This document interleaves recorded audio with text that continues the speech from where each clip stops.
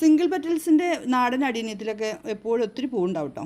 അങ്ങനെ നാടൻ അടീനിയമായിട്ടുള്ള സിംഗിൾ പെറ്റൽസിൻ്റെ കുറച്ച് വിത്തുകൾ റെഡിയായി വരുന്നുണ്ട്. ഇപ്പോൾ 2 ഷെയ്ഡാണ്. ഒന്ന് ഡാർക്ക് മജന്ത ഷെയ്ഡ് കൂടുതലുള്ളതും അതിൻ്റെ ഉള്ളിൽ ലൈറ്റ് കളറുള്ളതും, മറ്റൊന്ന് ലൈറ്റ് കളറ്, ലൈറ്റ് പിങ്ക് ഡാർക്കിൻ്റെ ചെറിയൊരു ഇത് സൈഡിലുണ്ട്.